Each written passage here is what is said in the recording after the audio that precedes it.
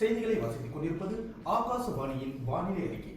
வங்கக்கடலில் ஏற்பட்டுள்ள குறைந்த காற்றழுத்த தாழ்வு மண்டலத்தின் காரணமாக தமிழகத்தில் சில இடங்களில் இடியுடன் கூடிய கனமழையும் மேலும் சில இடங்களில் லேசான மழையும் பெய்யக்கூடும்.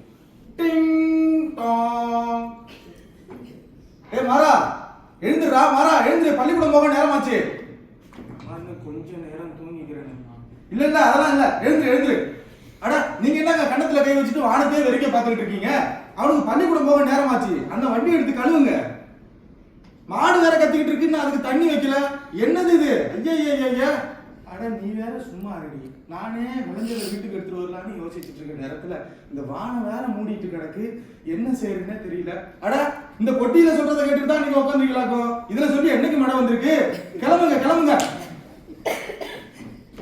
அவையில் கூடியிருக்கும் சொல்வேந்தர்கள் அனைவருக்கும் எனது மாலை வணக்கத்தை தெரிவித்துக் கொள்கின்றேன். ஆம், சின்னசாமி ஒரு ஏழை விவசாயி, கல்வி அறிவு இல்லாதவர். தனக்கென இருக்கும் ஒரு சிறு நிலத்தில் பயிர் செய்து தன் குடும்பத்தை காப்பாற்றி வருகிறார். தன் சொந்த ஊரிலேயே தொடக்க கல்வியை முடித்த மாறனை இடைநிலை கல்விக்காக பக்கத்து ஊரில் சேர்த்துவிட்டு தினந்தோறும் தன் மிதிவண்டியில் கொண்டு சென்று விட்டு வருவது அவனது வழக்கம். அது ஒரு காலை வேலை. பள்ளி பிள்ளைகள் அனைவரும் பரபரப்பாக சென்று கொண்டிருக்கிறார்கள். இந்த வருஷம் நெல்லு மூட்டையை வித்துட்டு எப்படியாவது இந்த கடனை அடைச்சிடணும், இல்லைன்னா இந்த கடன்காரன் வீட்டு வாசல்ல வந்து அசிங்கப்படுத்திடுவோம் என்று தான் ஒரு மீட முடியாத கடன் துறையில் இருப்பதை வெளியே சொல்ல முடியாமல் வாயில் முணுமுணுத்தபடியே சென்று கொண்டிருக்கின்றான் சின்னசாமி. அப்பா சொல்லு. அது ஒண்ணு இல்லப்பா, எங்க பள்ளிக்கூடத்துல சாரணி வகுப்பு நடக்குதுப்பா. சரி, அதுல எனக்கும் சேரணும்னு ஆசையா இருக்குப்பா. சேர்ந்துக்க. இல்லப்பா, அதுக்கு புதுசா சீருடெல்லாம் வேணும், காலணிலாம் வேணும்ப்பா, வாங்கி தரீங்களா? போய் படிக்கிற வேலையை மட்டும் போய் பாரு.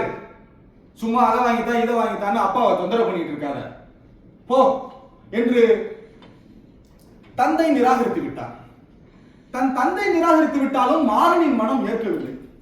தினந்தோறும் பள்ளி முடிந்த பிறகு மாலை வேளையில் சாரணிய வகுப்பு துவங்கும். மாறனோ கூட்டத்தில் ஒரு ஆளாக மறைந்திருந்து வகுப்பை கவனித்து வருவான். வழக்கம் போல அன்று மாலையும் சாரணிய ஆசிரியர் கமலக்கண்ணன் மாணவர்களை அழைத்து, வாங்க எல்லாம் வசதியா நில்லுங்க. நேற்று ஒரு பாரதி பாடல் சொல்லி கொடுத்தனே, நினைவு இருக்கா? ஐயா இன்னைக்கு பாடணும்னு சொல்லியிருந்தேன். இருக்குங்க ஐயா, பாடுங்க.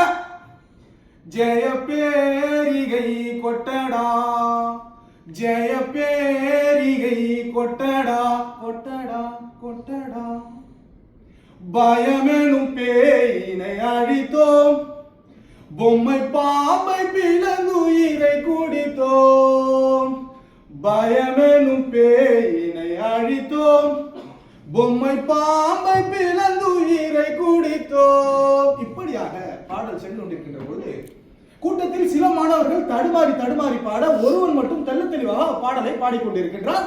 அதை ஆசிரியர் கமலக்கண்ணன் கவனித்து விட்டார். வெள்ளவா ஒரு அழுக்கு சட்டையும் அளவில் பொருந்தாத கால் சட்டையுடன் இரு கைகளை கட்டிக்கொண்டு தயங்கி ஆசிரியர் முன்பு வந்து நிற்கிறார். டேய் மாறா, நீனா? ஆமாங்கய்யா. என்னடா இந்த பக்கம்?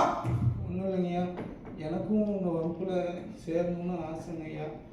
சரிப்பா, சந்தோஷம். அதுக்கு சீருடெல்லாம் வேணுமே, காலனிலாம் வேணுமே, உங்ககிட்ட இருக்கா? இல்லைங்கய்யா, எங்க அப்பா காசு இல்லைன்னு சொல்லிட்டாருங்கய்யா. ஏற்கனவே சின்னசாமி நிலைமையை ஆசிரியர் கமலக்கண்ணன் அறிந்திருந்ததால் மாறனின் இந்த நிலையை கண்டு வருந்தினார். ஆனால் அவனுள் இருக்கும் ஏதோ ஒரு ஆர்வமும் குரல் வளத்தையும் உணர்கிறார். சரி, உனக்கு நான் வாங்கி தரேன், ஒழுங்கா வகுப்புக்கு வருவியா? வரலையா என்று அன்று மாறனுக்கு ஆசிரியர் கமலக்கண்ணன் உதவினார். தனது இயலாத நிலையை புரிந்து கொண்டு உதவிய ஆசிரியர் கமலக்கண்ணனுக்காக அயராது உழைத்து 2 ஆண்டுகளில் அன்றைய தமிழகத்தின் ஆளுநராக இருந்த சுஜித் சிங் பர்னாலா அவர்களின் கைகளினாலும் அன்றைய இந்திய குடியரசுத் தலைவராக இருந்த டாக்டர் திரு APJ அப்துல் கலாம் அவர்களின் கைகளினாலும் சாரணிய இயக்கத்தின் உயரிய விருதுகளான ராஜீவ் புரஸ்கார், ராஷ்டிரபதி என்ற 2 விருதுகளை பெற்று அப்பள்ளிக்கு பெருமை சேர்த்தான் மாறன். அந்த பள்ளிக்கு கிடைத்த முதல் விருதுகளும் அதுவே. அதை பெற்று தந்த பெருமை மாறனுக்கே சேரும். எனவே உறவுகளே, உனது ஆர்வம், உனது தன்னம்பிக்கை, உனது விடாமுயற்சி என்றாவது ஒரு நாள் உனது இலக்கை விரட்டி பிடிக்கும். ஆனால் சுடர்விடும் விளக்காகினும் தூண்டுகோல் தேவை. ஆம் சொல்லுந்தர்களே, சுடர்விடும் விளக்காகினும் தூண்டுகோல் தேவை. அன்று மாறனுக்கு ஆசிரியர் கமலக்கண்ணன் ஒரு தூண்டுகோலாக விளங்கியது போல் இன்று இந்த சொல்வேந்தர் மன்றத்தை ஒரு துண்டுகோலாக கருதி ஒவ்வொரு சொல்வேந்தர்களும் தங்களின் பேச்சாற்றலை வளர்த்துக் கொள்ள வேண்டும். ஆம், பேச வேண்டும்.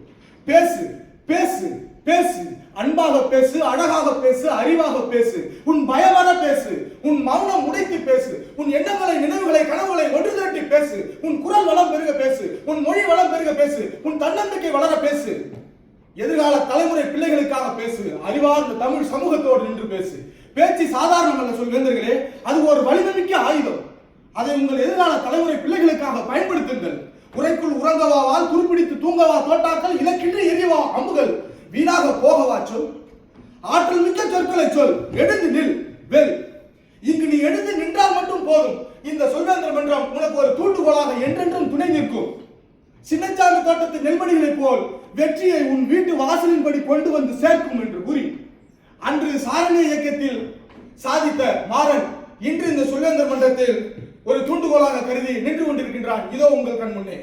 நன்றி, வணக்கம்.